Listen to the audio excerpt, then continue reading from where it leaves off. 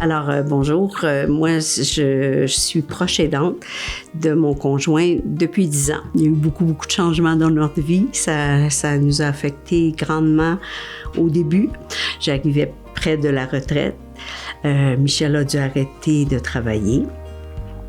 Et moi, je continuais à temps plein jusqu'à ce que je ne pouvais plus faire tous les rôles qui étaient exigés de moi. Il voyait tout le travail que j'espérais accomplir à l'extérieur de la maison, puis il ne se sentait pas capable de me seconder là-dedans. Fait qu'il m'a dit non, c'est assez, on va à la maison. Et je pense que le mot « carpe diem », qui est le nom d'où on demeure, a résonné comme incroyablement dans notre vie du moment, parce que ce que j'apprends en étant proche aidante, c'est qu'il faut apprendre à vivre le moment présent, ce que veut dire carpe diem. Ça se dit bien, là, ça se vit moins bien. Puis la tête, elle a une autre façon de voir les choses. Fait que c'est un peu ça l'histoire là, de notre vie, de notre couple. Puis on s'adapte.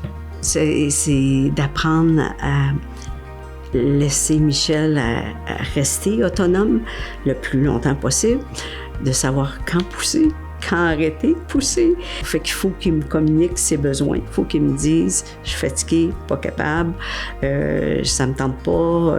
Fait que c'est difficile par moment. Ça fait quand même 46 ans là, qu'on vit ensemble. Puis c'est encore un défi, la communication, parce que c'est tout en continu. Ça varie d'un instant à l'autre, d'une journée à l'autre. Et apprendre à vivre au rythme de quelqu'un qui ralentit, c'est pas évident. J'avais l'impression de toujours énerver mon conjoint parce que moi, je continuais à vivre, puis je continuais à aller au même rythme que j'allais. Puis là, j'apprends doucement à ralentir parce que ça ira pas plus vite. La maladie, elle continue, elle. Puis elle nous envoie des petits défis tout le temps. T'sais. Puis là, il faisait pas ça avant, là, il fait ça. Dernièrement, Michel et moi, on a joint le club de l'âge d'or. Puis on va jouer aux poches, puis on va jouer aux cartes, puis on rit. Les gens ont envie de rire, de partager. Puis les échanges sont vraiment de cœur à cœur. N'oubliez pas de penser à vous, à vos besoins. Je m'aperçois que c'est facile de s'oublier. Puis ça, on peut pas durer la course. C'est un marathon, comme on disait, c'est pas un sprint. Un marathon, il faut être prêt lentement, pas vite.